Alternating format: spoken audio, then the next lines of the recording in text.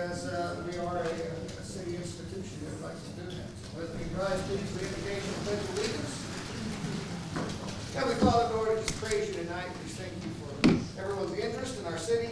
Just ask for wisdom this evening as we dig into the details and just explore so that we all better know what we're looking at, Lord. We just thank you for this opportunity to be in this great country. In Jesus' name, amen. Amen.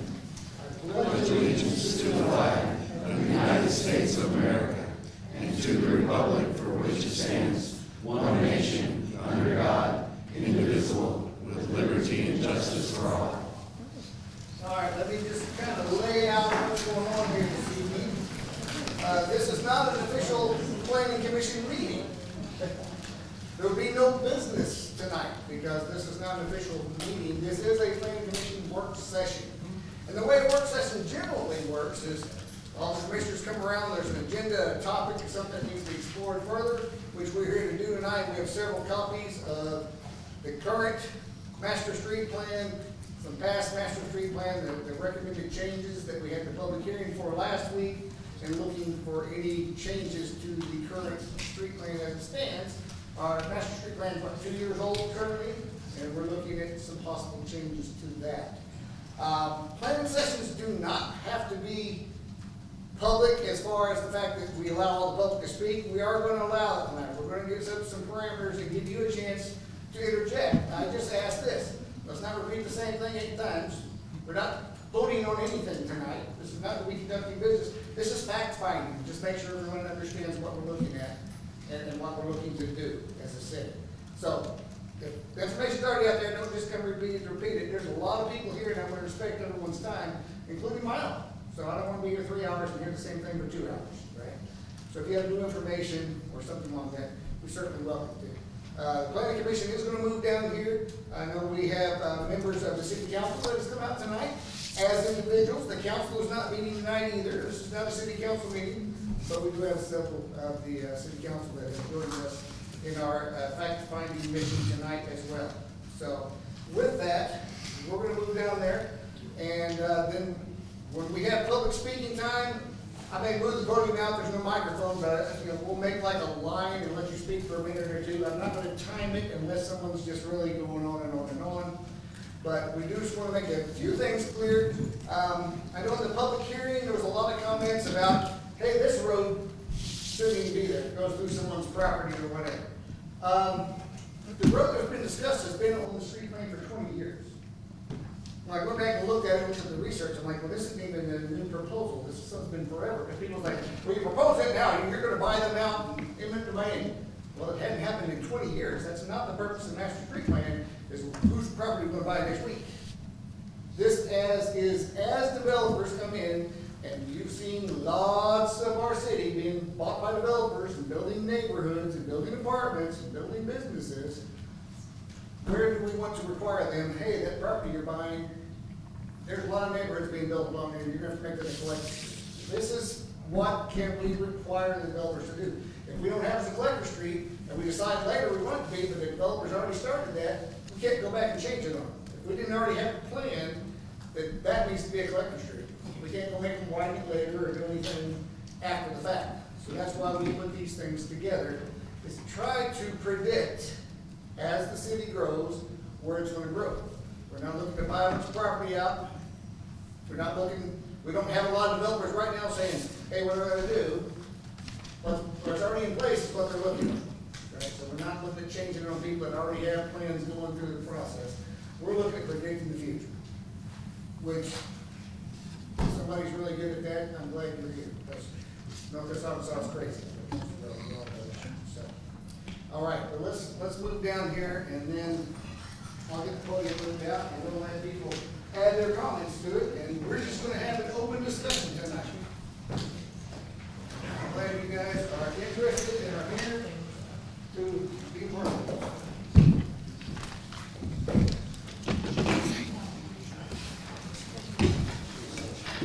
Commissioners, you're all clear on where we're at tonight, right? Just not making any recommendations, not making any motions.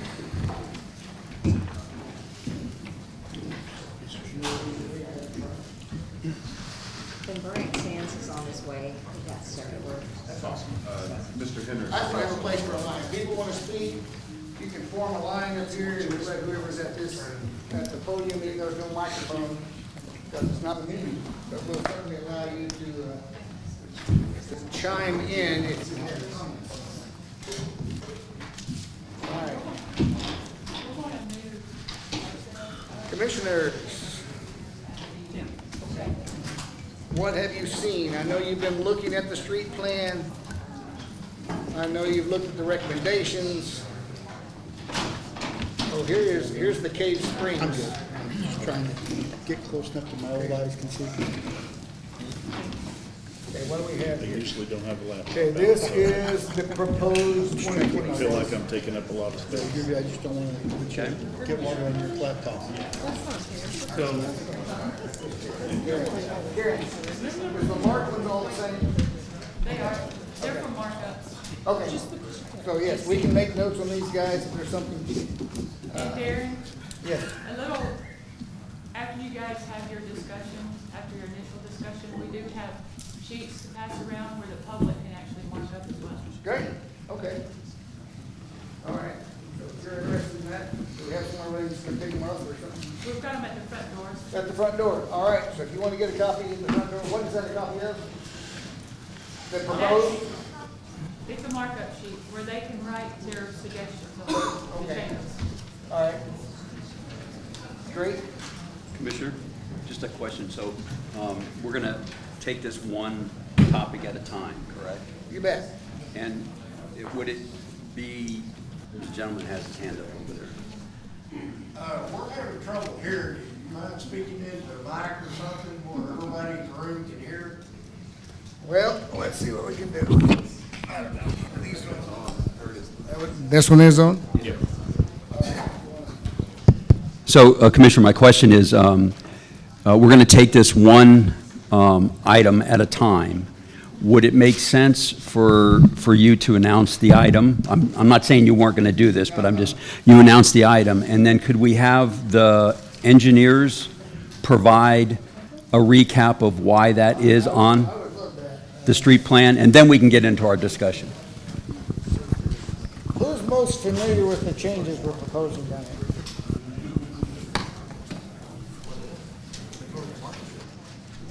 Any one of us? Any one of the three of us. Yes.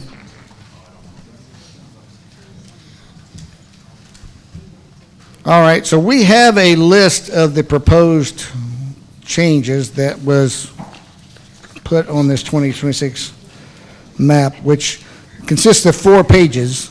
There's 4 pages. Some of it is removing things, some of it is adding things. Highlighter, please. I don't care which color. Some of it looks like it's just a designation upgrade.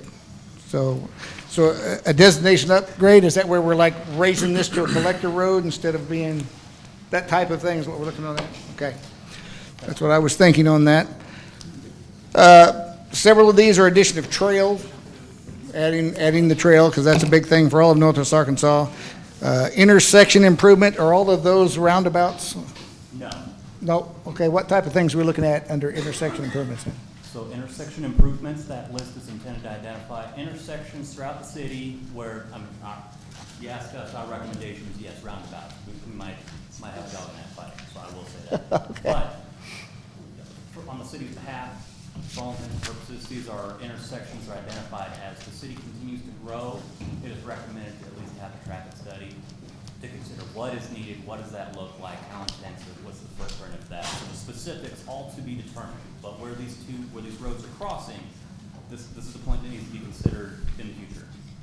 All right, so what do we have, 23? So 23 of the changes are dealing with these intersections that you're saying at least a study should be done as traffic increases to figure out, does this just need to be redone, does it need to be converted to a roundabout, or that type of thing?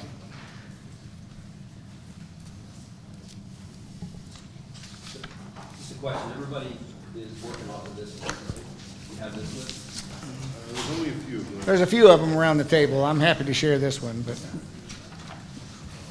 let's move that over there. But if we take it one topic at a time, I think intersections is probably as good as any topic to take right there. Again, they're not saying, let's convert all these to roundabouts. They're saying these are the areas that, as traffic increases, will probably be the ones in need first of being overloaded. And at that time, a traffic study should be done to figure out, is a roundabout the best method? Is there another configuration we can change that to? What needs to be done? So they have identified 23 intersections, which will most likely become the most heavily traversed as our city continues to grow. Darren, I'm confused, because this map that we're looking at only shows 16. I'm just looking what's on the screen up here. Which is what I have on those. There has been an update to what's on the screen. There are only 16 intersections that are being looked at now. The others were removed following public comment. So we added more after this We copy, We are down to 16 intersections. So down to 16. down to 16. 23 is old, 16 is new. Welcome, welcome. We're looking at the intersections currently.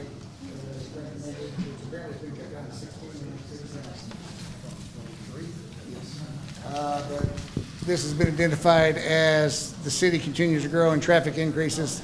This is what we're expecting to be the first intersection that may become overloaded and would require a traffic study to figure out, does it need to be a roundabout, does it need to be reconfigured? Yep. So that's the part we're discussing.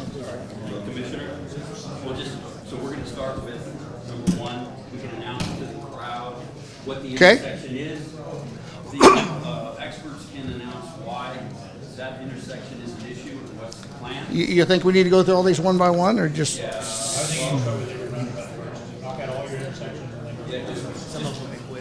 Yeah, it can be very quick.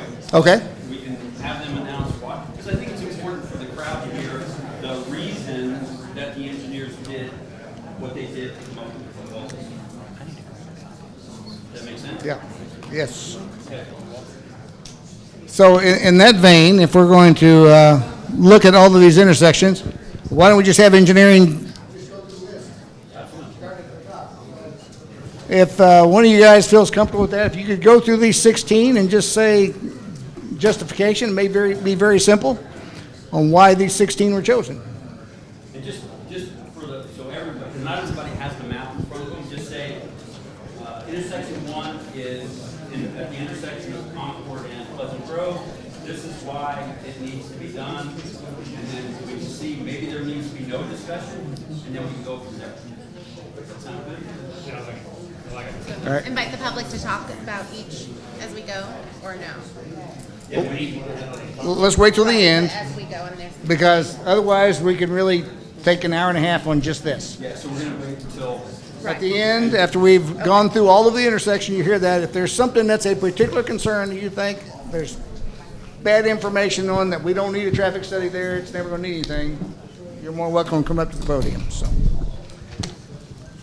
All right, if you would, please. Could we just make a brief? We might advise the audience, not direct the board over there has.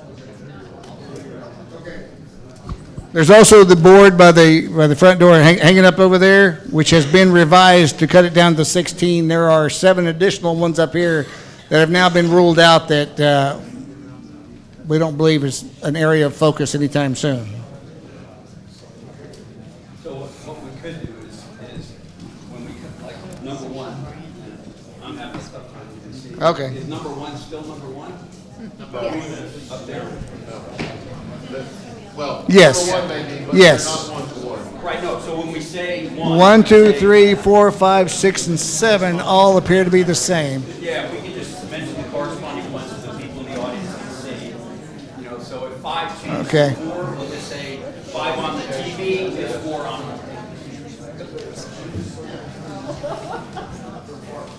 Okay, it appears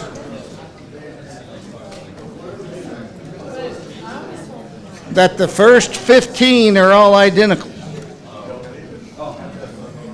And number 16 is where number 20 is.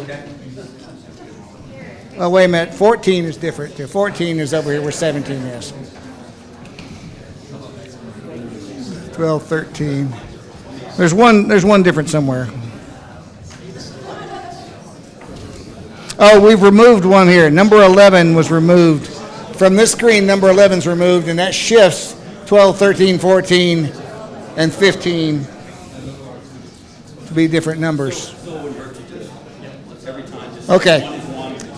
Everything in the first 9 is identical, so first 10. The first 10 are all identical.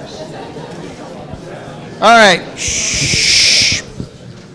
All right, if you can go through these just either individually or if there's several that you can lump together for the same reason, let us know what we're looking at with these 16.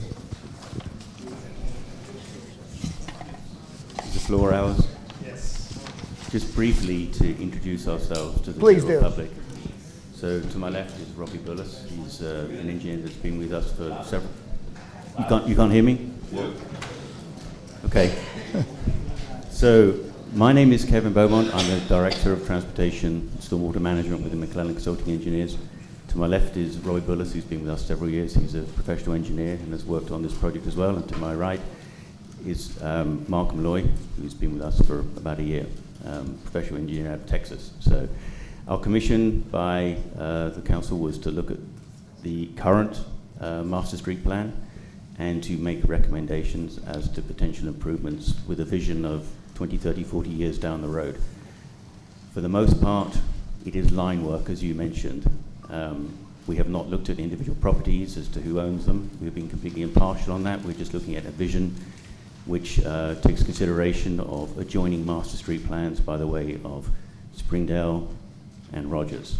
And so where they are proposing major intersections and those master street plans are fairly recent, we've taken that into account.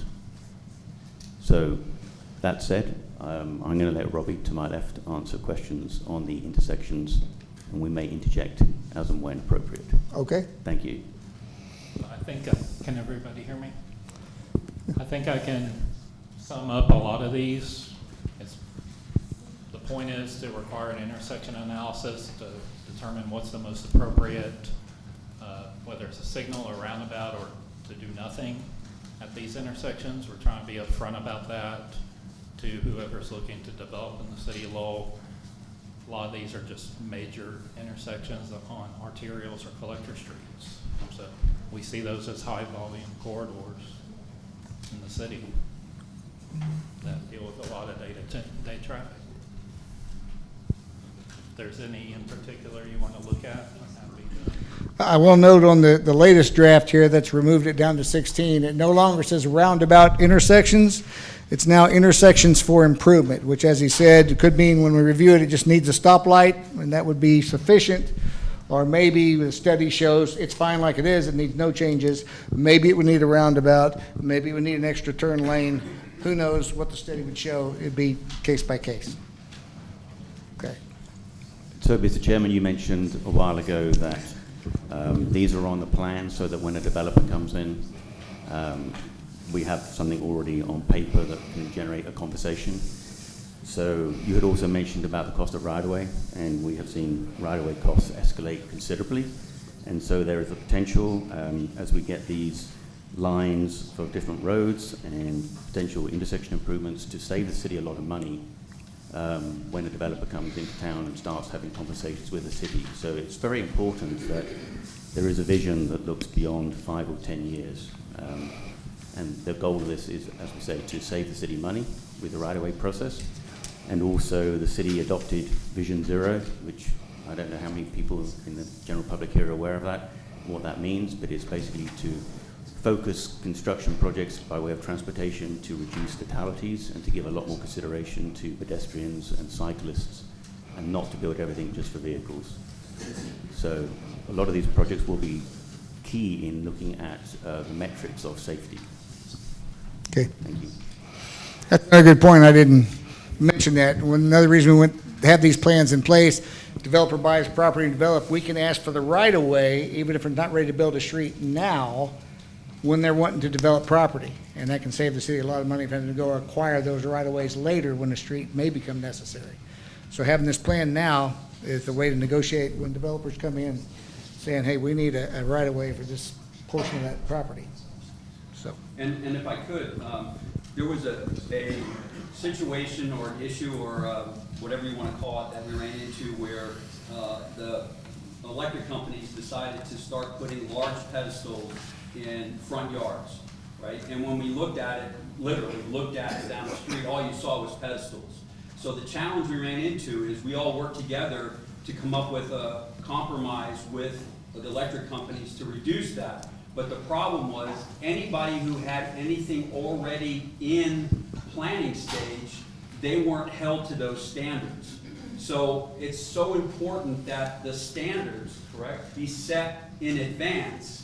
Not saying that those are going to be done, but they're saying that that's the possibility. So if someone comes in and starts to do something, we can hold them to those standards, or we can have a discussion at that time. But if the standards are not there, you can't do that. Right? You can't hold them to a new standard. So, just FYI. All right. So with that part of the discussion, commissioners, are you satisfied where we're at on the intersections? Is there further information you need? If so, if you're good, I'm going to open up the podium. If anyone has a question about where we're looking at with these intersections, come on up and, yes, sir. The question is, can y'all speak a little, do they have the volume control on it? Because some of us, I'm having to hear the gentleman in the back here. We don't have much of a volume on this one, but we're doing the best we can on that, but. I can hear right back here, so maybe if you speak a little closer. Okay, all right. If anyone has any questions about our process for the intersections and what we're talking about, please come on up and let us recognize you.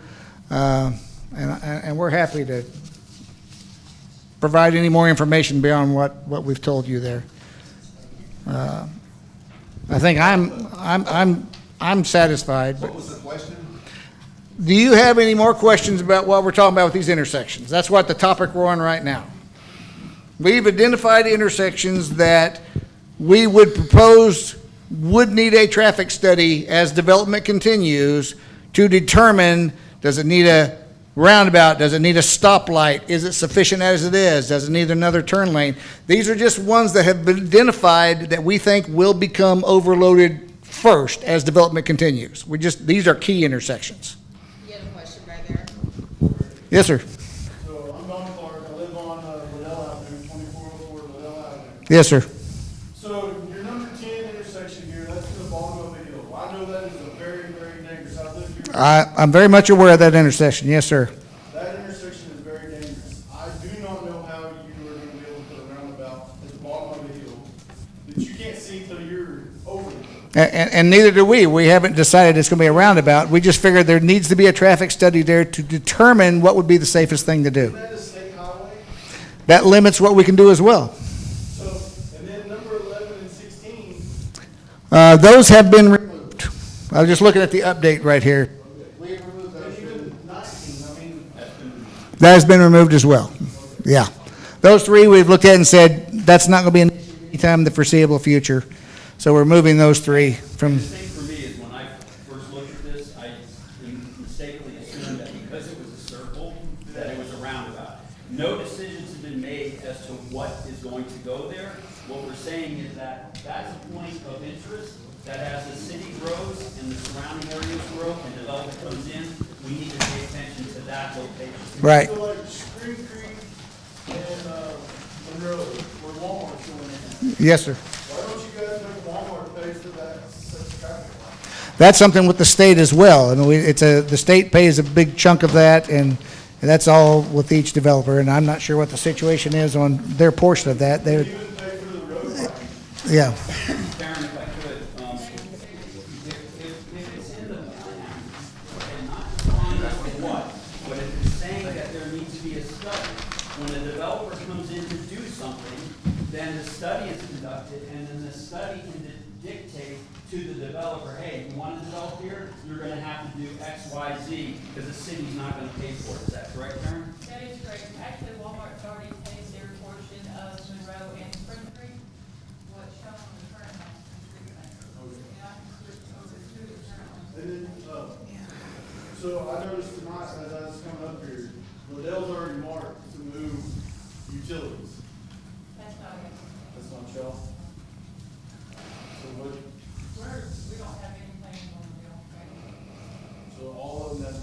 gas lines more, phone lines more. It's some utility company doing something, or different developer. Power lines underground. I don't know. All Black Hills Energy about that. Yeah. Yeah, that's not us, so. So, and I know the volume wasn't up initially, but if I could re-speak what I think I heard, is that the top priority is to look at what possibly could happen over the future, right? And we're all guesstimating, right? But nothing's set in stone. The second thing that's important is to know that the priority, as was stated, is not just vehicle traffic. The priority first is the Lowell itself, correct me if I'm wrong, Lowell itself. Then we look at pedestrian traffic, right? Including cyclists and greenways and things like that. And then it's looking at protecting the city budget, correct me if I'm wrong, so that if somebody comes in to do development, we're in a better position to put the ownership on them to pay for these changes as opposed to the city having to, whether it be the developer or the state or corresponding cities, so that it limits the exposure for the financial responsibility to Lowell. Am I correct in that? Correct.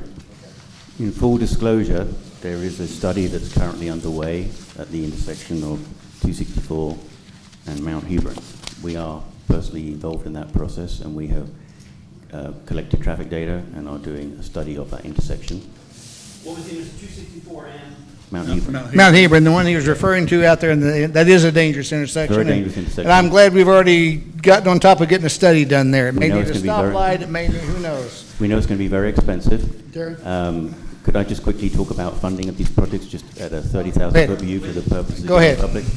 So we are involved in applying for as many grants as we possibly can that basically infuses federal money, be that through RDOT, Arkansas Department of Transportation, or Northwest Arkansas Regional Planning directly. Those grants are usually 80-20. That means 80% of the money is federal, 20% of it is city match.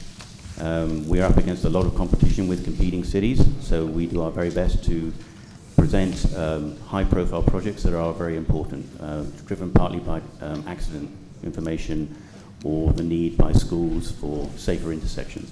So this project is one of those. We applied for surface transportation block grant money, which can be applied to roads of regional significance. It cannot be applied to local streets or other streets. It has to be a road that is considered by regional planning as a road of regional significance. Highway 264 is one of those. We have the ability to apply for federal grants for improvements in that intersection. Also, to add to that, there is the possibility that RDOT will relinquish lane miles. By that I mean there is a possibility, and it's only a possibility, and it's happened in other cities, like College Avenue in Fayetteville is no longer state highway. 112 down by the equestrian area will no longer be state highway. The city came to agreements with RDOT to relinquish lane miles, and in place of that, they allocated a certain amount of funds to the city to carry out improvements. There is a possibility that same conversation could, not will, could happen here on 264. 264, in collaboration with City of Cave Springs, could be relinquished from RDOT's lane miles. They have too much infrastructure to take place to maintain, and they want to relinquish some of that back to the cities. So that is a possible conversation. So just because it is now on state highway does not mean that it will always remain on state highway. Okay?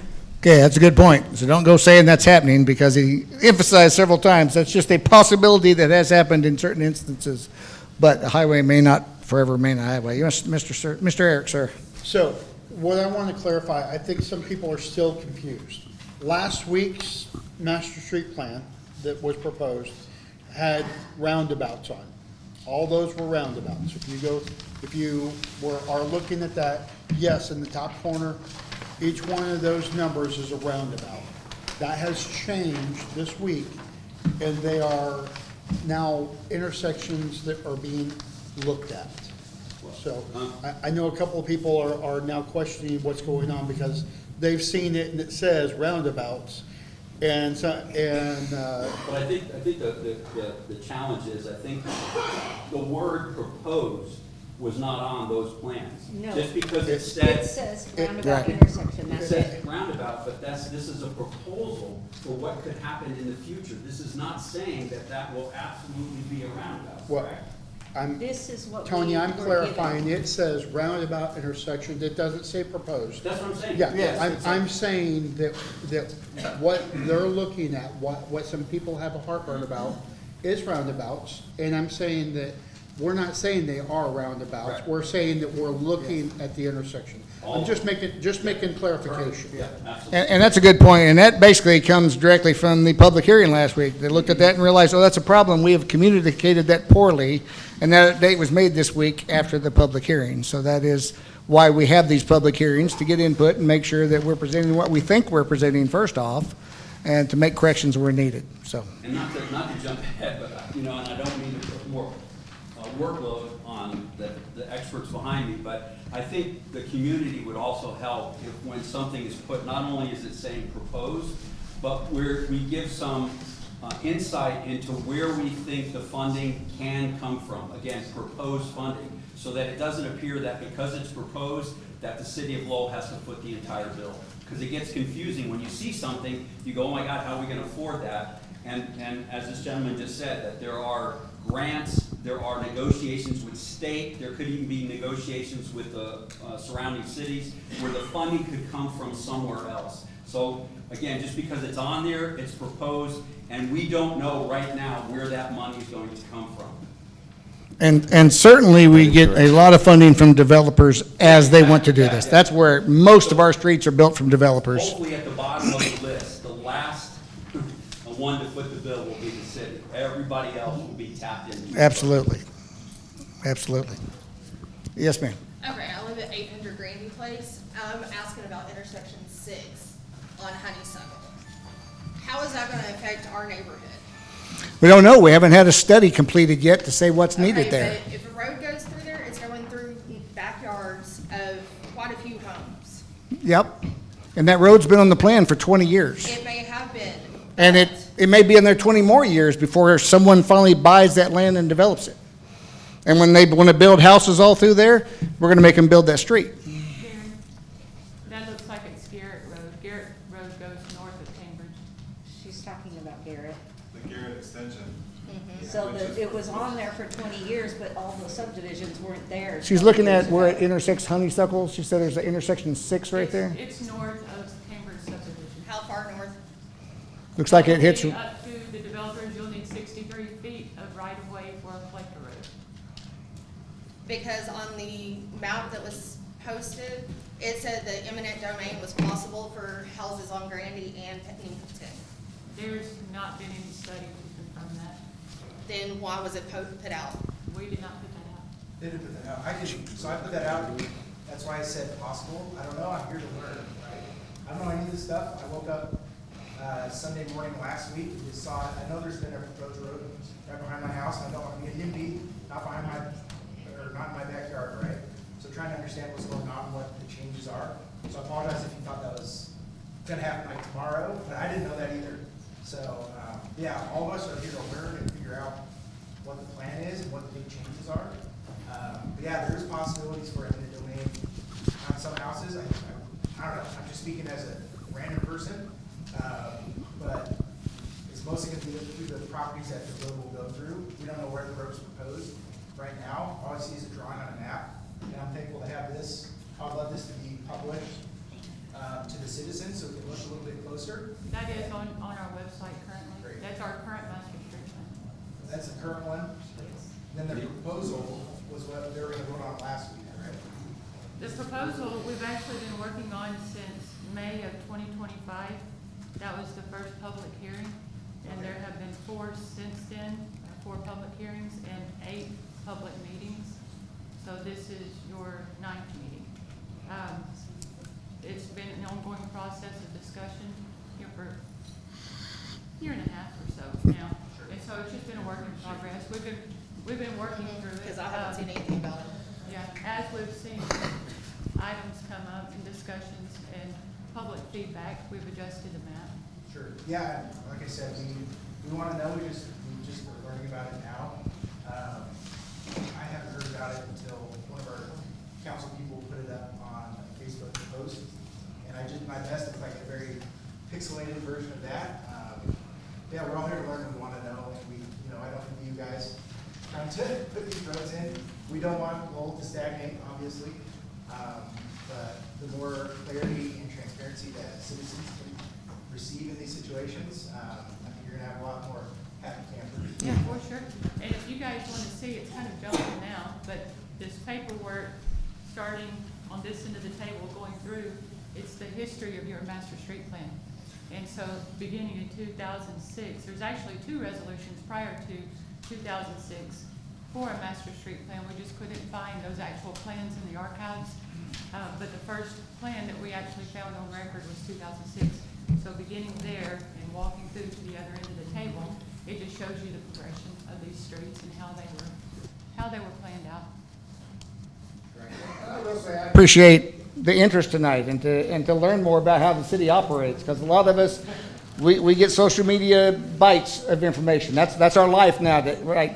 Every piece of news, you get a little tidbit of it on social media, and you later on find out 80% of what you thought was wrong because someone put a slant on it or whatever they posted, or you just didn't understand what you were looking at. So I appreciate you coming out tonight, and hopefully we can get all your questions answered. You can understand how this process works. But all cities like to have a master street plan, primarily for development, so we know what to hold the builders responsible for. And like we've mentioned a few times, once they've already got that plans filed with the city to build something, we can't change it on them then. So we have to predict, oh, look, if they build along this area, we're going to need a street through there because it's going to pile up honeysuckle really bad and 71 business really bad if we don't have extra paths to go across there. So we have to predict it now before someone buys the land and says, here, I want to build these houses. So I hope that's helping everyone feel a little more comfortable and understand what you're looking at, that this is not a, hey, next year this is what Lowell looks like. No, that's not going to happen. But there may be pieces of it as developers come in and want to build something. Yes, sir. I got a comment, because you said 2 things that bug me. Okay. One of them is you said it's been in there for 21 years, it's the plan, it's this. But then you go, we're guessing what this road needs to be. Yep. If it goes on the plan, it's the plan, whether you guessed or not. And you're messing with somebody's life, somebody's house that they're dreaming. And so you say it, the plan is the plan, but on one hand, you're saying we're guessing at it. You can't be guessing at what somebody's life's gonna be. If you're guessing 20 years out, that's too long. I came from corporate America, 3-year plan is the best you're gonna get, and it's a guess. So you need to revisit this thing in 2 or 3 years. Well, here's the thing. And be more transparent about the meetings so that those of us that want to learn can learn. So all these are public hearings, and we can't do any of this in private. But post about it. There's some confusion about the communication, so could you maybe just outline what the communication process, the standard communication process is to the community when things like this come up? Maybe that will help, so people know where the information is coming from, where they can go get it, where they can see it, where the updates are, things like that. I will. We do publish the agendas, not only on social media, but on the city website. And we do have these public meetings, planning commission twice a month, first and third Monday of each month. And our city council is the third Tuesday of each month. Those agendas are posted. All the public hearings are listed on those agendas. And we are required by law to post it or to advertise it in the newspaper as well. So it's the first and third Monday and the third Tuesday. Third Tuesday. Thank Right. you. Yeah, planning commission is the Mondays, and then city council is the Tuesday. The agendas don't really tell you a whole lot, though. Exactly. It's not the entire package.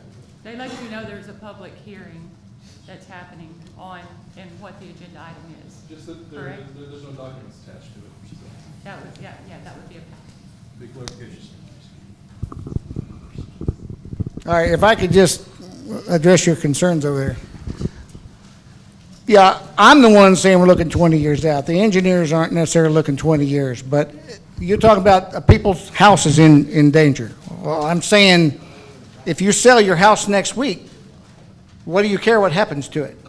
No one's saying we're taking your house away and build this. So say if you sell your house next week to a developer and he wants to build this street, or he wants to build this neighborhood and we didn't plan the He's street, selling my house come into play with that. That doesn't make any sense. that's the only reason that I'm proposing that we're not looking to take houses and build streets here. No, but you're saying you're locking it in, right? No. No, you said by go. It's been there for 20 years. It's Yes. planned. That's it. I'm saying it's been 20 years and now people are upset now. Why weren't people upset 15 years ago, 18 years ago, 10 years ago? For quite a while. It's been on the website for years, but yes.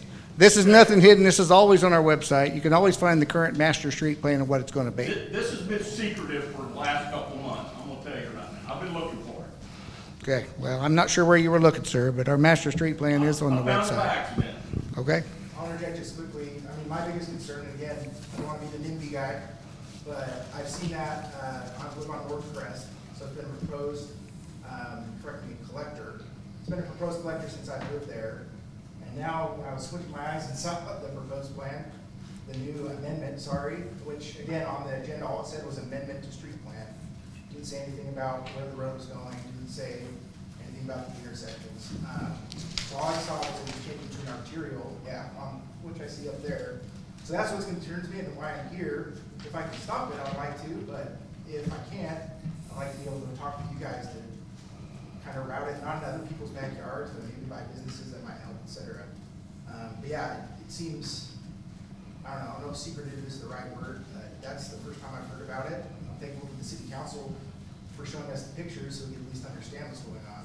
But in my case, and you know, everybody there is coming here because of their backyard, right? But I can't think about the entire city. That's your guys' job, and I thank you for that. But in short, yeah, like that's the rub that I have. I'm sure there's 100 different ones in this room of streets expanding versus the proposed plans, et cetera. So. Well, We do have to agree Go ahead, with you Tony. on I that. think the thing is that it's a plan, but it's a living document, right? So yes, it's been on the plan for X number of years, that doesn't mean that it's actually going to happen. That means when some events take place that cause us to look at it, whether a developer coming in or traffic flow changing or whatever, funding changes, that's when it's revisited with the engineers to determine what's the best option to limit the impact to the financial responsibilities of the city, the impact to the city, and the impact to the neighborhoods. And then push all of that to the developers and anybody that's coming in. So it's a plan, but it's not set in concrete. It's a plan so that if developers come in, they can also see, hey, wait, I want to put a development in here, but this is an arterial road, this is a collector, or maybe I should do it over here. And then they come to the city. If that's not on the plan, they're not going to come to the city. They're going to say, oh, everything looks great, let me start my work. And then that puts the burden on city to push back. Well, Tony, I have a perfect example. So 4 years ago, I had a resident who was very upset. She was at the corner of Oakwood and Robinson, right there, the curve. And the cut through was on the master street plan. And talking to her, and she's very upset and doesn't want this and doesn't want this, and this is her family's land, and so much of it has been taken. And I asked the city, and they told me, oh, that's not gonna happen, that's like 20 years out. And I went back and I told this woman that. Well, guess what? You've all seen the trees cut down, and she's ended up selling her house because of it. So all I can say is just that, because it's there, just because it said, it could be in 20 years, or it could I be don't, tomorrow. it could be tomorrow. Right. So I have a hard time with that. Well, I mean, I think that's the thing, is that we all need to understand that the plan can change based on anything that happens within or around the city.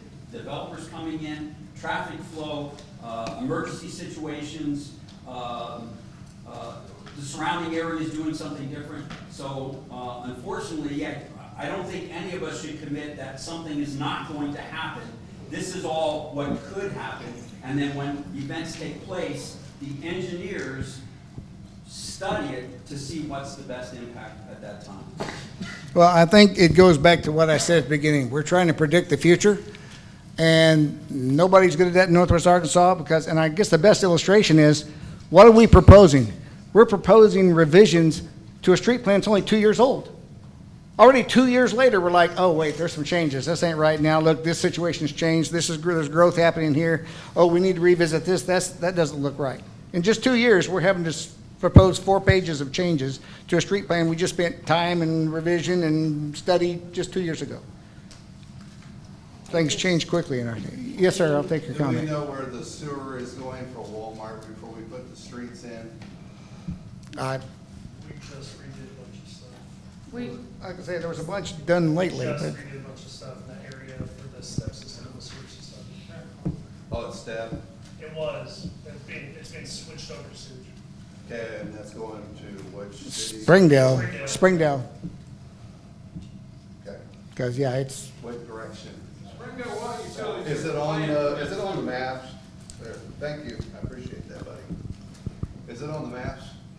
it may be on Springdale maps. I'm not sure if they keep maps of all their sewer lines or not. Springdale Water and Sewer has a GIS system. That's your You best can, you bet. can look at the mapping. So you guys don't know where it is? We do. We do. We know You where can't tell me what direction it's going over there? South and west. Southwest? South and west. Okay. Thank you.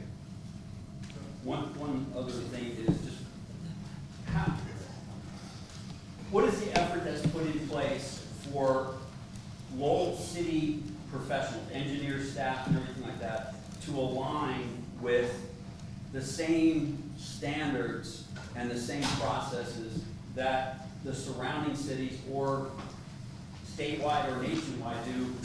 Because I just want to make sure that I understand that it is not Lowell's doing something on its own, that Lowell is looking at it from what are standards across the industry for this type of studies and this type of plan. Does that make sense? See, Rogers or North has a master street plan that's similar. See, Springdale to the south has a master street Yep. plan. It's standard to have a master street plan of what the future needs to look like. And looking out for future, again, is standard for what cities do? Yes. Allows us to dictate growth. And they are frequently updated. The development, as everyone around here is aware, is at a very high rate, and it's hard to predict what traffic flows are going to do. It's hard to predict what developers are going to come into the area, especially from the large commercial side of things. It just takes one large company to move into the area, and it can completely change the dynamics of traffic flow. We've had that happen very recently on Water Tower Road in Bentonville, for those of you that may be familiar with that area, and the 8th Street intersection there. So as far as the time it takes for these projects to happen, I mean, most of these projects on here are multi-million dollars, and the entire process from when a project is elected to go forward into design can take 5 to 8 years, probably 7 or 8 years before a road is completed from when it was first started. For a roundabout, it could be half of that, but these things do not happen overnight. There's many, many steps to go through in coordinating with utilities, in coordinating with property owners, not to mention what we've already talked about by way of traffic studies and determining what's the best solution. But to answer your comment about the kind of design standards, yes, these are national standards. We talked about Safe Streets for All, Vision Zero. There are design criteria for those projects. Federal Highway Administration has another one called Safe Streets for All. Go for it. There are design guides like AASHTO and that we use to define, spell out all the design criteria that must be followed. So this is not done on the whim. It's a national standard. Thank you. If I might add one more thought to that. Sorry. If I might add one more thing to that. We have our standards. We have, regional planning. We're looking to align with our neighbors. We're using national, federal standards established by national, federal entities. Things have been in place for 50 plus years. Things have been rigorously tested, certified, determined by any number of agencies. We can go into the weeds of that, but that's the basis of where we're coming from. It's very broad. So part of the big picture, to step back, why are we looking at the potential of things developing, changing, growth? And to lead to your point, as you were saying, if we point to the Northwest Arkansas Regional Planning Commission, NWA RPC, Google it, they're an organization, and their goal is to help align the point and purpose and style of design for everybody in the entire Northwest Arkansas region. So that's Benton County, Washington County, everybody in between. I believe it stretches a little further south and east than that. Because studies have been done, they have a Project 2050 that was posted to their website, I believe earlier this year, or was it late last year? Late last year, which was an update from what was previously, I believe, Project 2030, if I'm not mistaken. Project 2050 is showing per studies, per people traveling, moving in, moving out, commute, traffic projections, traffic counts, etc. All the rigorous checks that they do to generate their report. That Project 2050 is indicating the entire NWA region to be in the ballpark of 1 million residents by 2050. That's an awful lot of people and not a whole lot of space that we have. It's only so developed. And I will note personally, 1990, I guarantee you not a one person on the council in the city of Austin could have possibly expected that even the wildest growth could be the 1.8 million that Austin, Texas is today. Metrics have shown the greater Northwest Arkansas region is on pace with Austin. It's not projected to be the same volume as Austin. Austin is 1.8 million. They're seeing the entire NWA is maybe 1 million per last study. So that's the big picture of, that's a boatload of people come to this fantastic area that everybody knows and loves around here. So I can't stop them. And they're gonna come here anyway because it's a fantastic place. And there's people who are gonna try to either make their homes here or make their business here. So where's that gonna go? Right? I'm not selling my house. I moved here. I wanna stay here. I want my space. Not in Lowell, elsewhere, but I digress. There are properties out here where somebody may see the opportunity, one of your neighbors may have an ideal property and developer comes in and says, I want to add business to this, or I want to make homes to accommodate for this 1 million people that are coming in the next 30 some odd years. They got to go somewhere. And so either we can be part of that or we can shun it and push it to the side and stay small forever. But there's philosophical arguments you can have about what's best for Lowell to accommodate that and to try and dodge it and keep up the growth, et cetera, et cetera. My point being, there's going to be a lot of people coming in the next 30 years, whether we like it or not, and there are properties throughout Lowell that might be excellent for development, whether houses or for businesses. I have no control over that, and quite frankly, I can't tell my neighbor to not sell his property if he so chooses. So if there's opportunity for development or growth somewhere here in Lowell, we're throwing darts, sort of, but not exactly. Because we can see where properties are being built, we can see where the zoning tells pieces to go into place, and that informs us what are the traffic generators. Because more houses means more cars means more traffic generators, more businesses means more traffic generators for people going to work.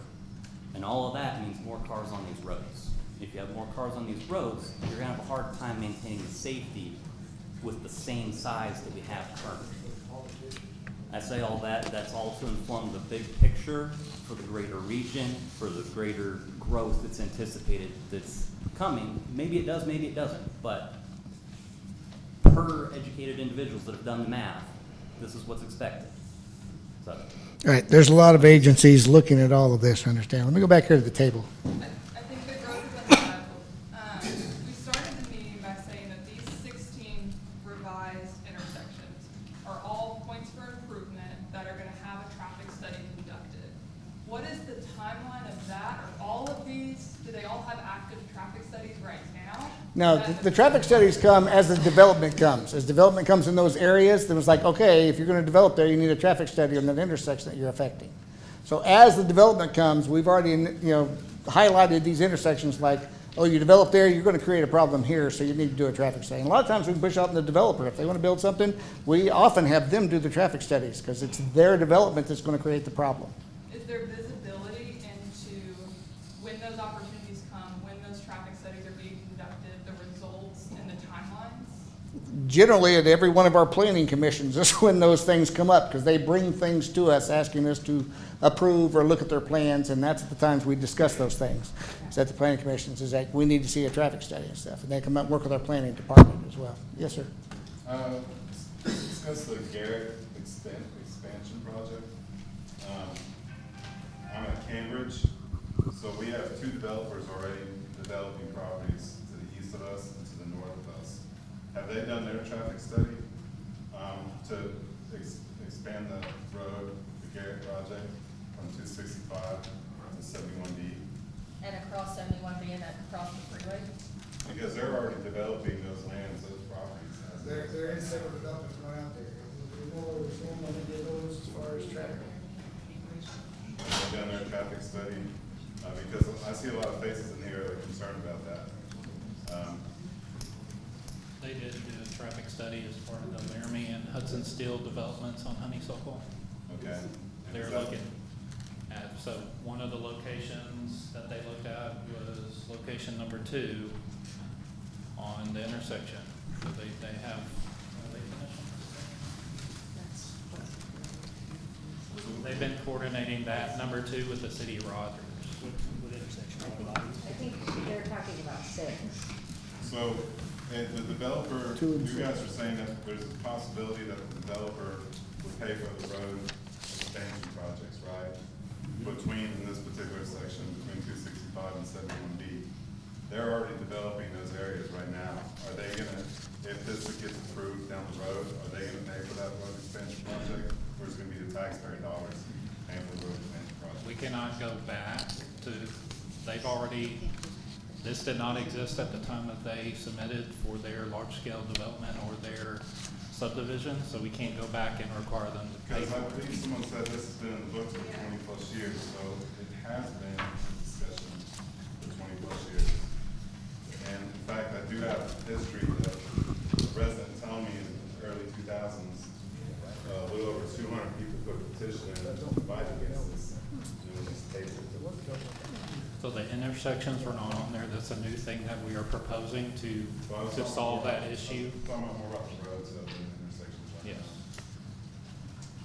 Like the developers, so they pay for the roads. They do pay for their road expansion. Developers are responsible for their property line, the center line of the road. So that's why you see Laramie right now, they have the road half torn up. They are rebuilding their half of that street from property line to property line, and then they will put in their sidewalks on their portion, on their frontage. I'm talking more about the development between like east and west of. That'll be off-site improvements. Yeah, we can't hold a developer to build road that's not at his property. But anything that's along their property line, any roads intersecting that and around there, we can require them to build to the middle point of the street. We can't make them build the other side of the street. That's the property on the other side that has to do that. So we can hold them for all of that touches their property. So I think the way I understand it, correct me if I'm wrong, is so if you looked at 4 quadrants, if you had on both sides of a street and you had development, but you had the center part where there was no development, right? So there's a gap. You would have the developer pay for the road improvement on their side, this one on their side, this one on their side, this one on their side. And if no development was coming in here, then the city would have to look at what does the city need to do to make sure that traffic can still flow. And in the absence of a developer coming in, then they would look at state options, grants, and then finally, maybe the city would have to do something in the interim until a development came in. Just to give you an idea, it's common practice sometimes that they're going to develop something, and that's the beginning of where we need a road, and they're not doing enough of it to justify a road. We can require them to pay a fee for, if we were building the road right now, it would cost you this much for your portion. And we can hold that, waiting to see if the next developer is going to build now and add his portion, then we've got the money from both of them to go ahead and build the road. So we can require them to say, doesn't make sense to build the road yet, but you're creating a need that's going to come up, especially when the next property next to you builds. So we can require them to put some funds forward that we hold. And how long For the will next that last? Because that's not indefinite. How long? It's not indefinite. Right. What's the timeline on that? It's 5 years in an escrow. That's it, 5 Yeah, years. at 5 years, you have a public hearing, decide if that project is still planned, and continue to hold the funding for the project. So if the developer did put their money in escrow thinking that something else was gonna happen to build that road, they could potentially get their money back in 5 years. Possibly, if no development comes along. So it could possibly fall on the tax credits on time. It could end up that way. Grants and whatnot. Yeah. Gotcha. Yeah. You got a couple of questions under there. Yes. My name's Edward Hurley. I got a house under construction on Zion. First, we say that everybody that's in here, the bulk of them are here because their house, their property is very likely one of the largest, if not the largest asset. It's very important to everyone in here. And when you start talking about, not on my road, maybe somebody else's, I respect the fact that may affect someone else. When I started the house on Zion, the project, Lane 24, if you look at the 2024 plan, Zion's just a street. But I'm just about finished with this house, and on 26 plan, it shows not only this collector road, but potential bike trail. So I came in here Monday, a week ago, to look at all these plans. I saw them online, and it was in Sharp Springs, is that right? Can you go back to the intersection map so we can know what he's talking about? Yeah, like go to 26. So on the 26 map, we can flip over. It shows an intersection here on 612. I assume that's state. I don't know what that is. Well, it's I mean, Springdale. an on and off ramp. So if that's the case, well, you know there are gonna be some on 612. This, everybody's property is just as valuable as mine, I get that. But when I see this, I think, well, they're gonna go hit Monroe here, and Zion is a collector, but then I show up today, 6 days later, 7 days later, and now nothing's here on Sharp. What happened in the last week where Sharp Springs is gone? It was going up to Monroe, which now makes me even more nervous about my investment on time. Voices were heard. What's that? Voices were heard. That's the gist of it. What does that mean? I thought the video. What happened? Tell us what happened. Don't get smart, Elliot. Just say what happened. Yeah, boys are being heard about the Gary Don't say extension voice too. word. Give the result. Yeah, I was told up to come Monday because this was a workshop. If I had known that if I could come every day last week, voice my concern for Zion, I would have. I had no idea that there was an advocate for Sharp Springs, there's an advocate for Zion. It just seems odd that now all of a sudden Sharp Springs is gone, and the house that I've been building for a year and a half may turn into a thoroughfare. What happened in 7 days where I didn't get a voice? That's a good question. What was the result? What, don't just say voices word. What happened exactly? And when? What happened?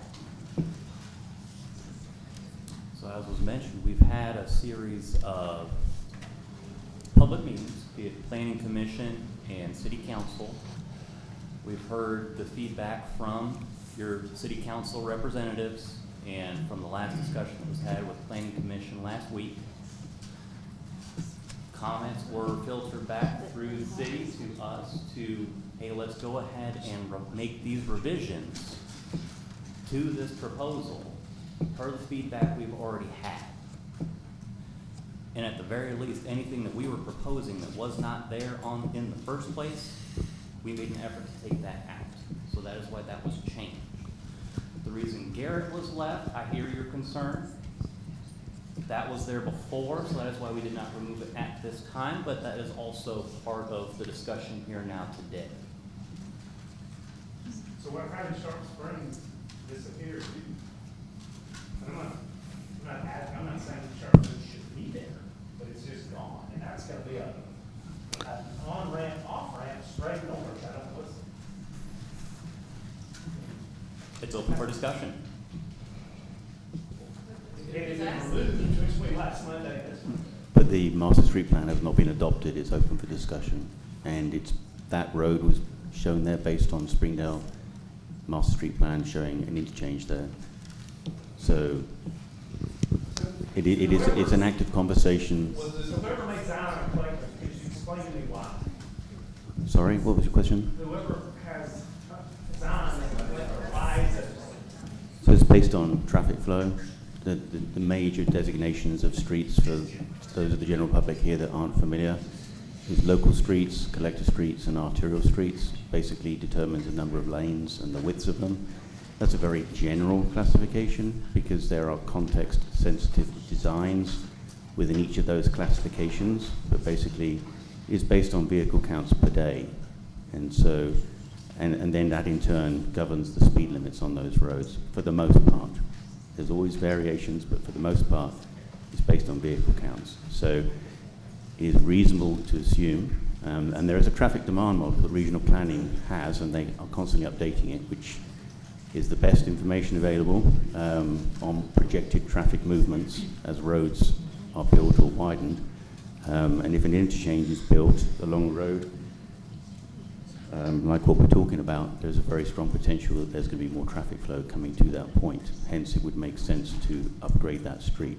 I get all that, it's just the optics look like, I'm the new guy, I have no say. Somebody who may have been here for years and years, got an entire artillery, or what do you call it, not artillery? Arterial. Okay. Road, all of a sudden, it's just disappeared. If I were to wager this, I'd say that the road, the intersection, Liddell was removed from going to Cave Springs. well, the very north end of that road, Yeah. being right on the property with the historic school building, dating back to 18 something, I'd wager guess that has something to do with it. No? Okay.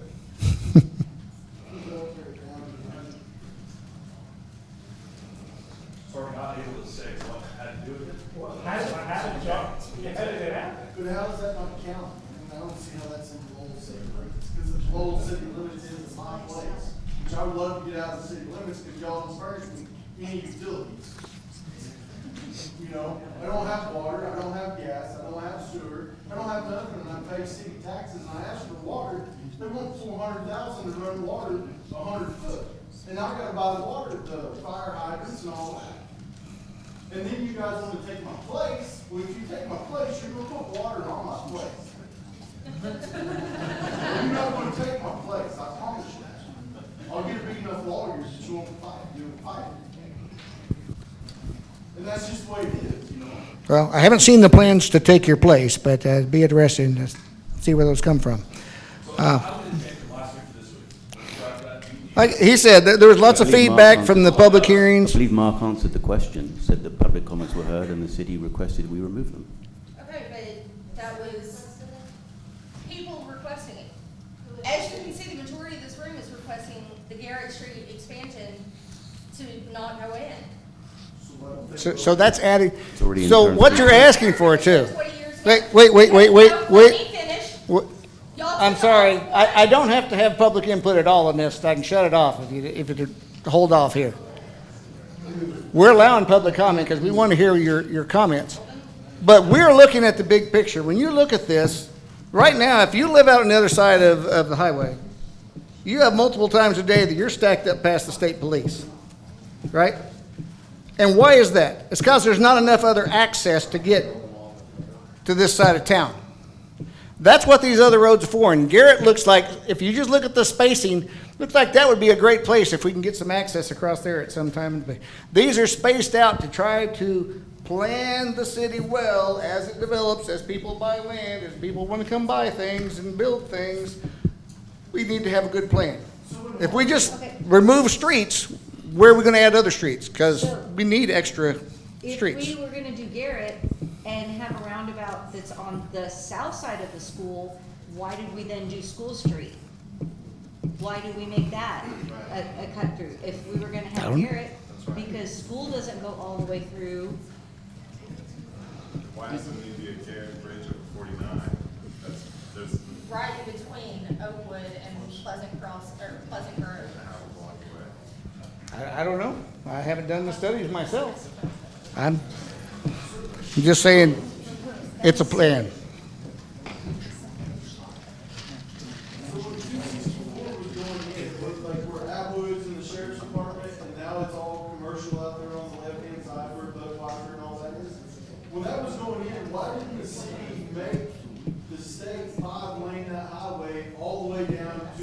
Because the city can't make the state do anything. We have. We have asked for that repeatedly, asking that to be expanded. I've been involved in that conversation directly with RDOT.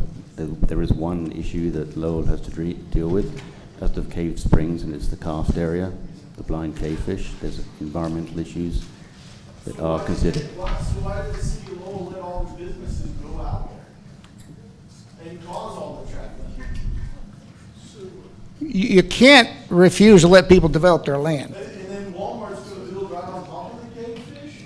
No, Walmart is on the south side of the street. Their water slopes away from the cavefish. The north side of the street is where you see a lot less development. It's because there you have to be very, very careful what you allow, because any runoff goes to where the cavefish are. That's why the south side is developing, because it runs away from the cavefish. The north side is a lot more picky. That's just the geography. So. All right. I think we're kind of deteriorating our purpose here. What is another category that we need to look at while we're here?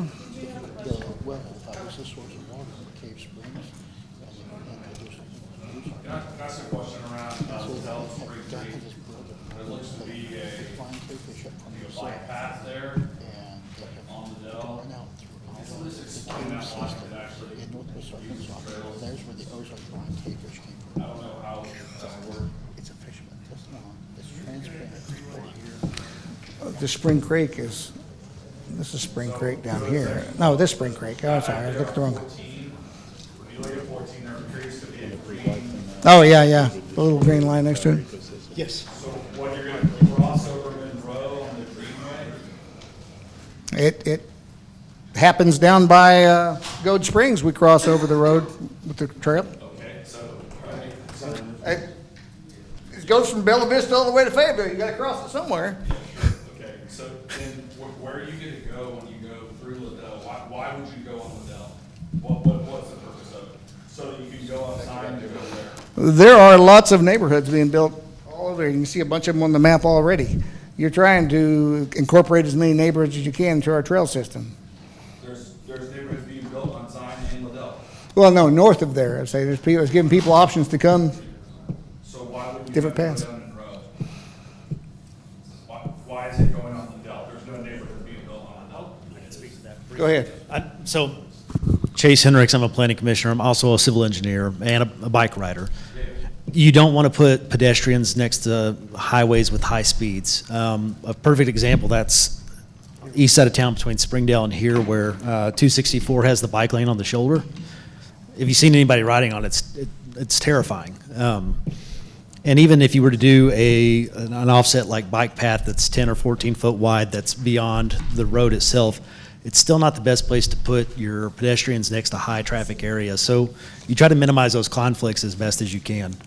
And I'm sure our engineers here at McClellan could speak a little bit further to it. So Liddell and Zion are a little bit lower classified road. There's going to be less traffic on it. If we have an opportunity to move people to a destination on a lower vehicular traffic road with our pedestrian traffic, that's generally the better response. Yeah, so I get all that, makes sense. So when you go on Zion Church there, right outside of KJ Park, so intersection number 8, just from a practicality standpoint, and I live very close to that. Yep.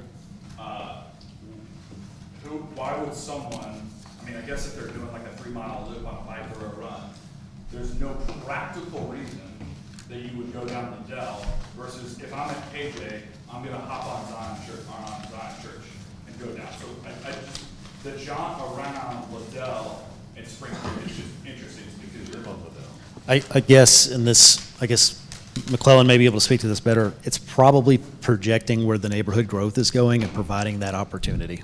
That's correct.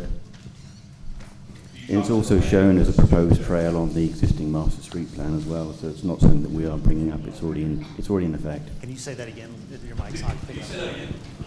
The trail system you're talking about is already in the current master street plan as an approved for proposed, so we didn't bring this to the table recently, it's already in place on the master street plan.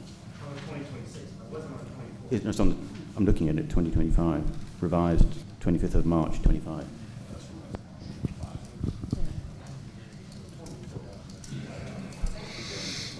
but it is based on estimates of growth.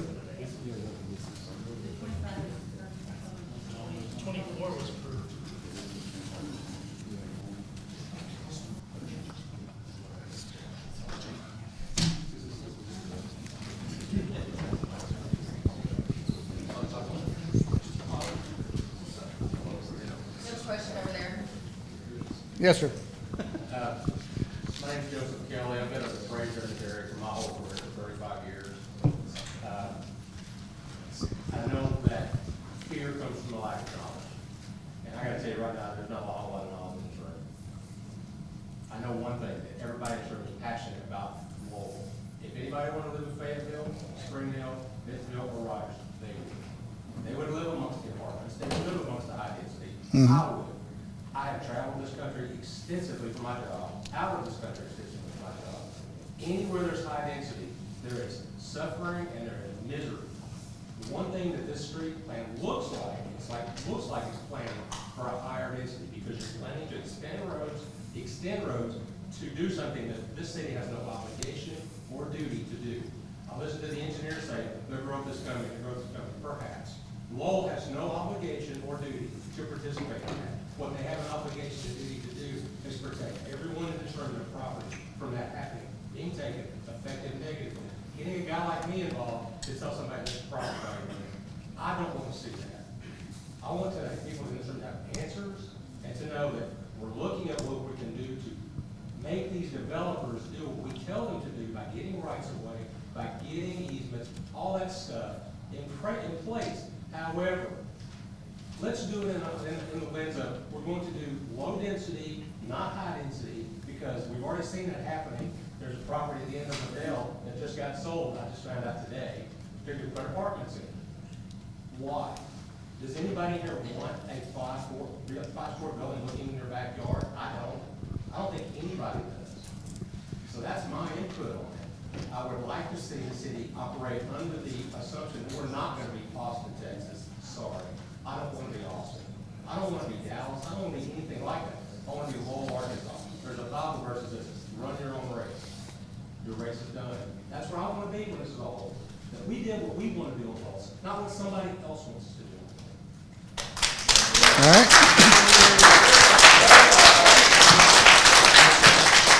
Very well. Well, I think with that, we're getting close to wrapping things up for tonight because we've been here for quite a while and I haven't even made it home. I am going to comment and say, yes, we are planning on growth because we're looking at the history of the last 30 years. I don't see anyone buying land to tear things down. I only see them buying land to build more. And as long as people are still selling their property, people are going to build more stuff. If you don't want development around you, buy the land and don't let anyone build anything. Can say we are going to target this rather than that. You can. I want this to turn into Metro Square. And it sounds a lot, you're having a discussion for the zoning. That's not really this meeting.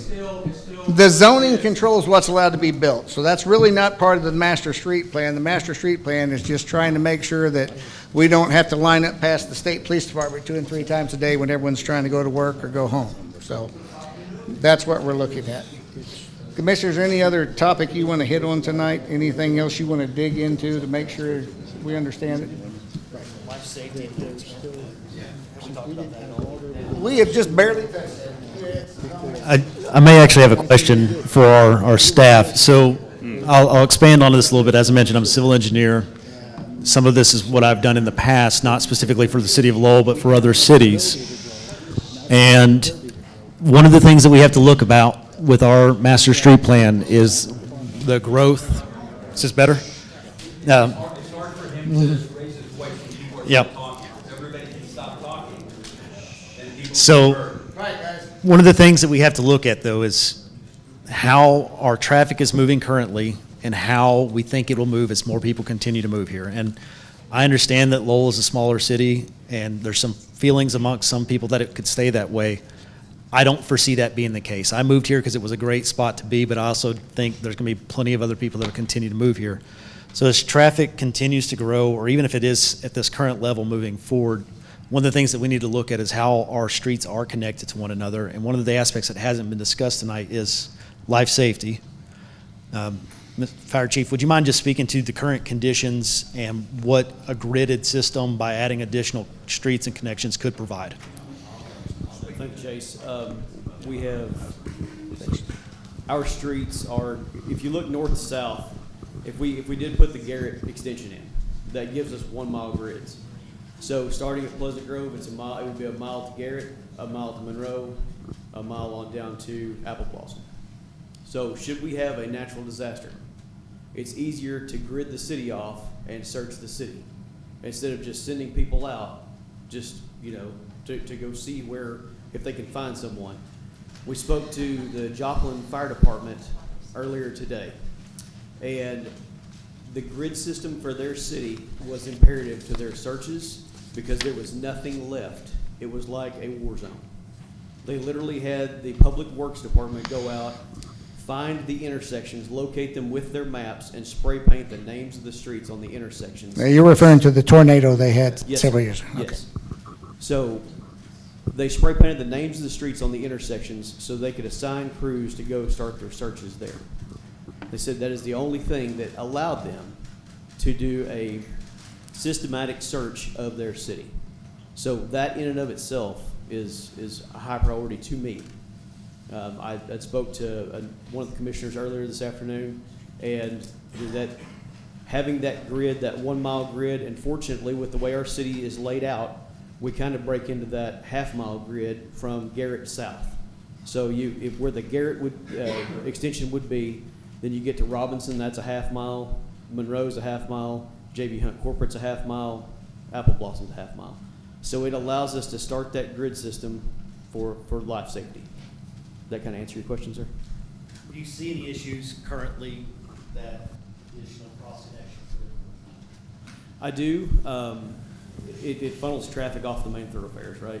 So I know a lot of people have made the comments today about, you know, being stacked up back past Arkansas State Police, and that's been a known issue for a long time, and we have asked for that to be repaired and to be expanded. We have to figure out how we're going to move traffic. Everybody has the same complaint in Lowell. We don't have any infrastructure. Traffic is just at a standstill. Well, we have to build streets to move the traffic. So, Mr. Gibbard? Justin? Yes. Chief, thank you for that, because this is literally the first time we have heard anything about a safety issue, and it's all just, it's been on the master street plan. This is literally the first time I have heard anybody bring up safety, so thank you. You're welcome. And I know in several of our planning commission meetings with the, I don't want to use the word disaster, but it was near a disaster, the fire at the recycling facility, residents brought up the fact of how do we evacuate. And so, if I'm not mistaken, part of this life safety is not only how do we search and find, but God forbid we have to get from here to somewhere else. How do we do that if the highway is shut down, right? How do we move people, correct, from within our city and get them out of here if something disastrous is either happening or about to happen? So I think, this is a great opportunity to pass along more information so that everybody, I think, gets a better chance to understand that it's not a unilateral decision. There are so many things that are coming into play to look at a plan, and then when events take place, to step back and see, is the plan ready to prepare for this event? We're talking now all about risk management, and it's the ability for the city to be ready in case all of a sudden all the traffic from a surrounding city needs to go through Lowell. What happens to the residents of Lowell? Or vice versa, if we have to get the residents of Lowell out of danger, how do we get them out of danger quick enough? So that's just one of the many, many things that go into the engineering and design of not only the street plans, but the decisions that the city council and the planning commission make regarding zoning and buildings and codes and all that stuff. So it is not a unilateral decision that any one person is making for any one reason. It takes into account a lot of data that has to be looked at and analyzed. All right, very well. All right, any other points? I think everything you just said makes a lot of sense, but the problem is, what I think people have a problem with, is when someone asks for clarification, which I think they're owed, the clarification is nothing, either the question isn't answered, or voices are the answer, voices are heard. Okay. Like the principles are like, why we wanna be like whatever, like that's a whole other thing, I'm not really commenting on that. I think it's just like a basic decency in a public setting like this, for us to answer questions that people ask.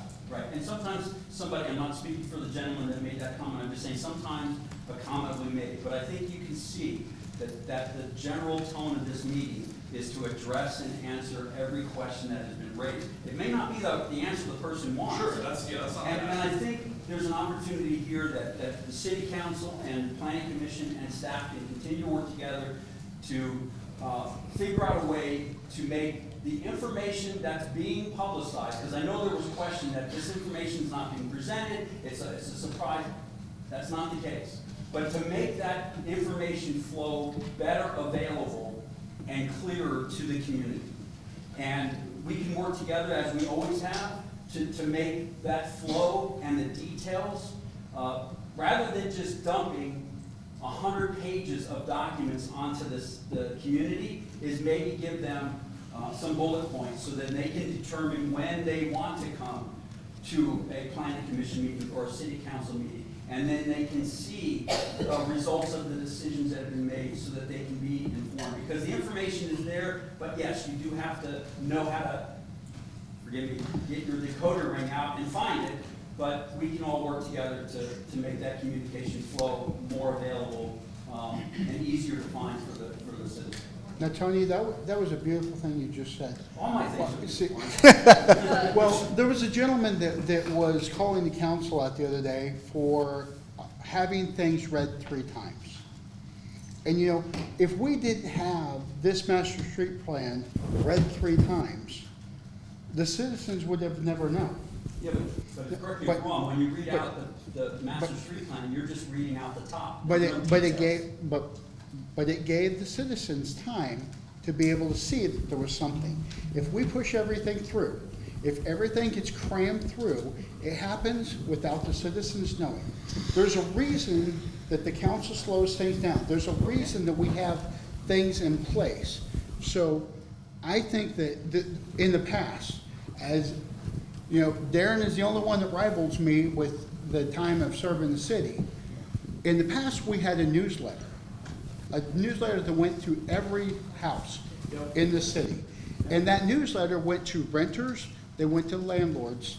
It didn't matter. It went to the residents of that home. Now we have a Facebook page. Now we have a website.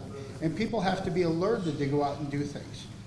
And so I encourage you guys to, first of all, know who is in your ward, who is your council person, and make sure that you're connected with them. Make sure you understand these planning commissioners, and so that you can connect with them.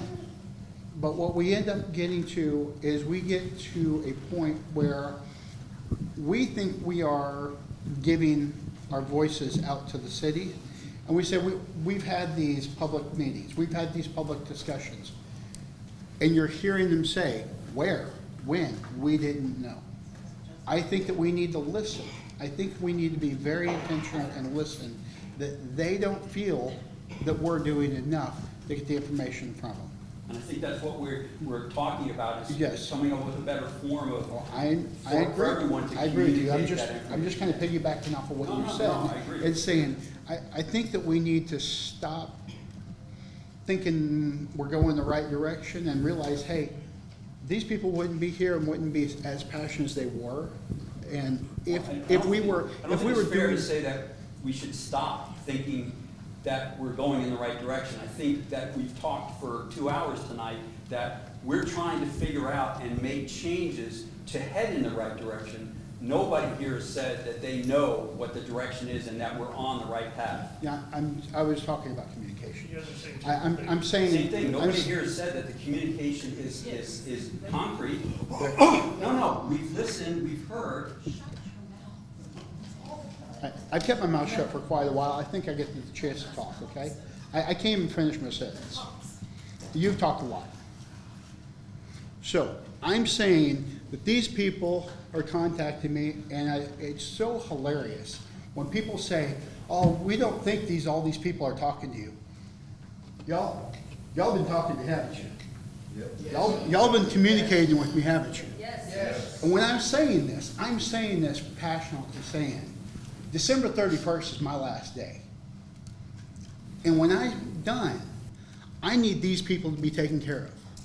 I need them taken care of as well, if not better, than the entire time that I've been on council. I would love to see us work on a better communication, because when we had the debacle the other day, where nobody knew that we were talking about marked recycling, until I jumped on it and saw what was happening. The letters did not get received by the houses surrounding the property. They did not. I've talked to every single one of them. The sign was placed up against the white fence, a white sign against a white fence. Nobody saw it. I had to look for it. I had to pull over to look for the sign. I'm just saying, we need to make sure that we're communicating with these people better than what we are. The Facebook and the website is a great start. But I think that we need to go back to the newsletter. I think we need to be, who cares about the newspaper? I know that's law, but, and I'm sorry, Jada, I know you're sitting back here and I love you, but here's the thing, is how many people read the newspaper? Not me. I'm severely dyslexic. I don't even like to read in the first place. But when we got the newsletter coming to our house, we all knew what was going on. And that is a city council decision. They put the tax money into mailing that out every month too. But anyway, I'm just going to say that I appreciate the planning commissioners coming out. We had several members of the city council. We had a lot of the staff, the mayor, and everybody. This was a voluntary thing tonight. And there's a lot of people that really care about the city and want to make sure that you citizens are heard, and that we can help clarify things that you may not understand, and we can answer questions, and we can reevaluate. And so a lot of people put a lot of time into that tonight, and I just want to say I appreciate everyone that has come out. And with that, I want to ask for a motion. Yes. Could I ask a question? Ask the question. The reason that I asked for this work session was because we, several months ago, approved the master street plan. It went before council, it got kicked down the road 3 months, then finally got voted down, sent back to us. What I would really be hesitant to do is for us to spend all this time here tonight and leave, and then come back next week to try to approve a master street plan that's gonna get kicked down the road 3 months and then sent back to us again. So I know that we're not taking any action tonight. I don't know if it would be appropriate for us to be able to hear from our city council members as individual citizens of, is there anything they're not willing to vote for? I don't know if that's appropriate or not. Well, I will say this, the planning commission, we hold the public hearing, we take the input, we make a recommendation to city council. We do nothing to approve this. The planning commission does not approve this, does not set this at all. We give a recommendation. Hey, we recommend these changes to the street plan. The city council has the ability to make any changes they want to it and approve the street plan however they see fit. All right? We hold the public hearing, we get input, we forward that and say, here's our recommendation. We recommend you do this. They can ignore a recommendation, they can accept a recommendation. Would you like to speak? Yes, if this is a living document, as it is, and if the common response to the citizens of Lowell is that, well, these things may not happen for such a long time, 20 years maybe. Why is it so urgent to get it done in 3 months? Okay, tell me what's going to be purchased next week and where they want to build, and we'll just fix that part of the street plan. I'm saying, to this point, if it's such a long time that the citizens can wait, why don't we make sure to do this right? Absolutely. If it takes 3 months, it takes 3 months. I believe, Councilman, that what's been explained already is when a developer comes in, the amount of fees that they're charged, if those are not waived by city council, are based upon this map. And so if a developer comes in and puts up a development on a collector street or just a standard city street, and we build them at that level, and then it gets upgraded, the city's left holding the bill for that. So that's my urgency, is making sure that when developers come in, they know what the street plan is that we have in mind, and then they're paying the appropriate amount of street fees. But,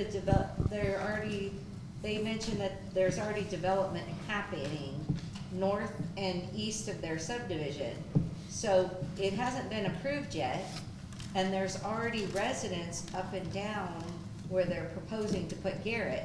So essentially, there isn't gonna be another developer unless something happens to Mix Jackson or the property directly across the street from her, and those two are sold. Other than that, the city is gonna get on the hook for putting that street in. Yeah, to be clear, I apologize, I'm not talking about Garrett Street extension, Okay. here. I'm talking about a master street plan. Okay. And then I know I was told to shut up, but I'm gonna still talk, because that's part of this. I didn't say shut up. That was my point that you just brought up, is they're already developing these areas, and no one's, it has the contractors put in their 2 cents and put in their surveys. Who's put the bills in the future, because they're already developing it. Right, and as you said, there was a street study done, traffic study done for development on North Honeysuckle, pardon me. Go ahead. But the Tony, speak. thing about what Commissioner Bryan was just saying is that, unless I missed something, when the city council did not approve the master street plan based on the recommendation from planning commission, if I'm mistaken, I apologize, but I did not see any information coming back from city council as to why. So it was given back to us that this was not approved, and again, I could be, but I did not clearly see, so even us as planning commission, we're not in the loop with all the information. Because we agreed in that meeting, coming out of that meeting, I believe you were there, I think so. I was. That we all stated in that meeting, we wanted to have a working session to discuss the changes. That working session No, was, That was working session never got before. voted. the working session was discussed based on the fact that city council rejected the plan, but there was no information coming back from city council as to why. And when we had our planning commission meeting, it was discussed and say, well, we're not sure which point we need to address, so let's have a working session. That's how We it already started. determined that we wanted to have a working session, which we stated on the record, to discuss all those things, not to ship it back to you with zero context. And then We we're were like, told- we wanted to ship it back and have a conversation. And then we're told we need to come to the planning meetings so that we can be in the loop. Yeah, So I we- would say okay. that- So I think that's what, if I could interject for Brian, I think that's all we're asking is that, okay, so we've had some discussion.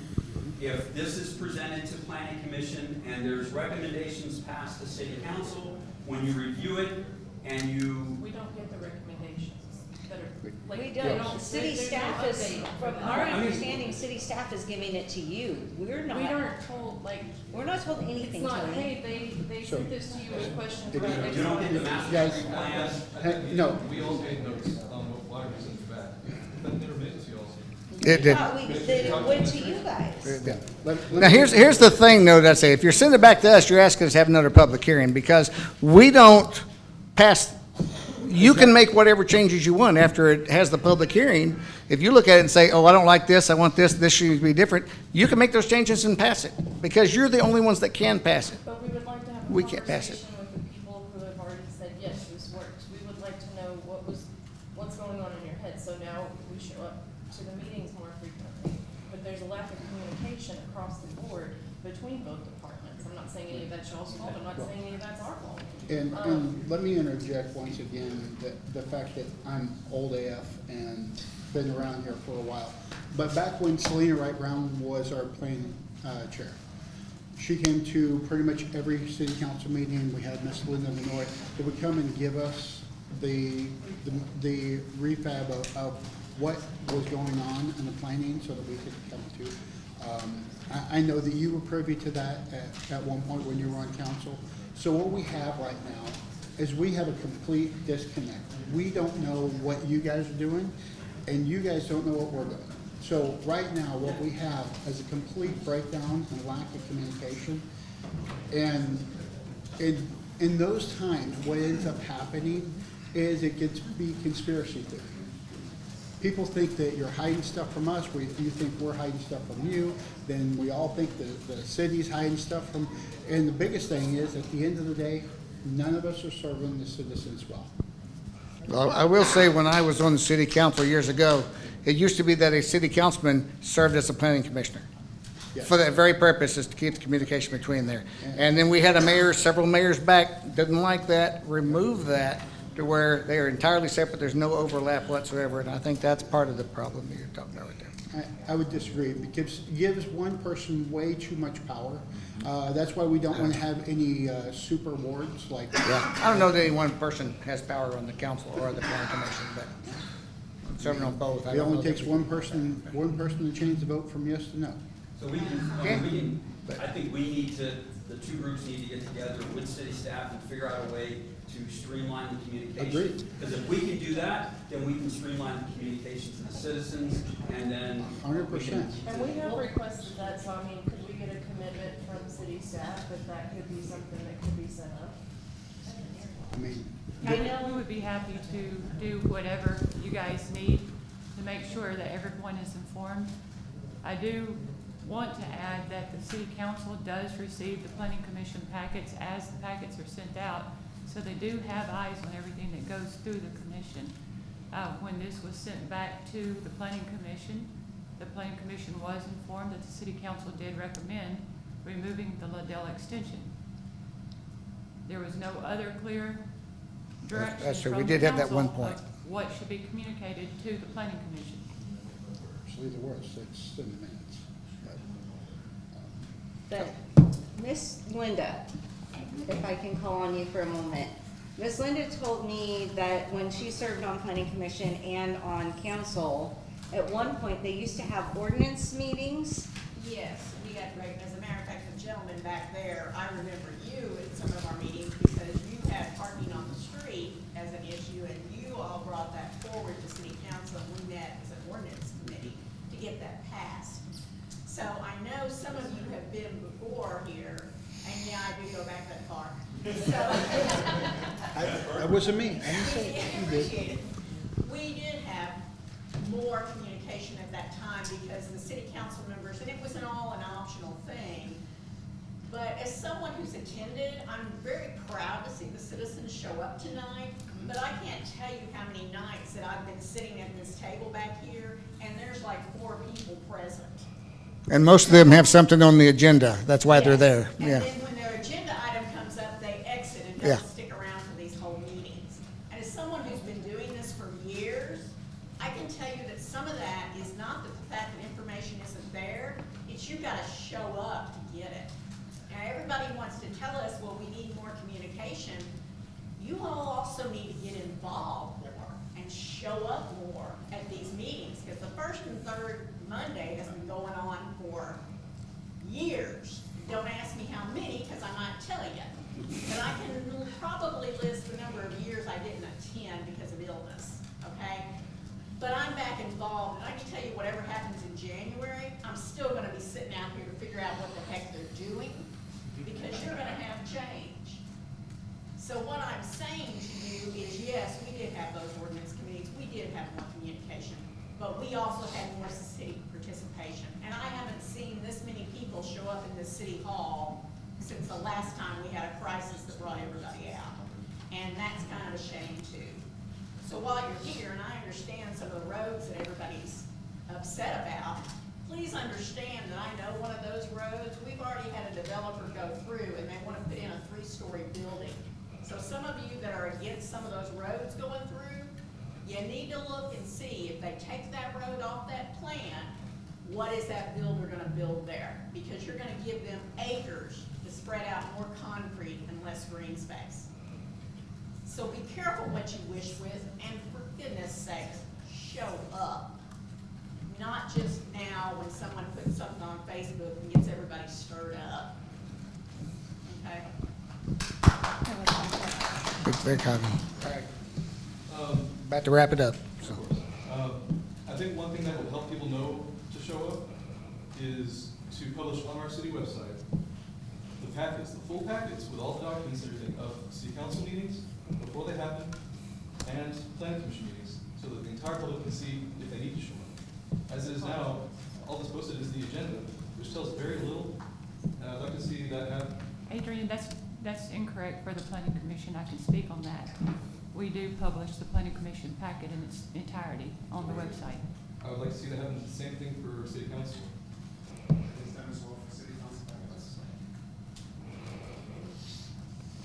So you can check that out, so. All right, with that, we have, Before you wrap up, I just want All right. to give one more opportunity. I appreciate every single one of you that have come out tonight. Yep. Like she said, people don't show up for things. Yep. This is how we get things done. Yep. So if there was anybody that had something that feels like they may not have been heard, now is your moment before we close. Perfect, there you go. I just wanted to give all right. people a chance. Let me get a motion to adjourn. So moved. Do I have a second? All in favor, say aye. Aye. We are adjourned. Thank you this evening.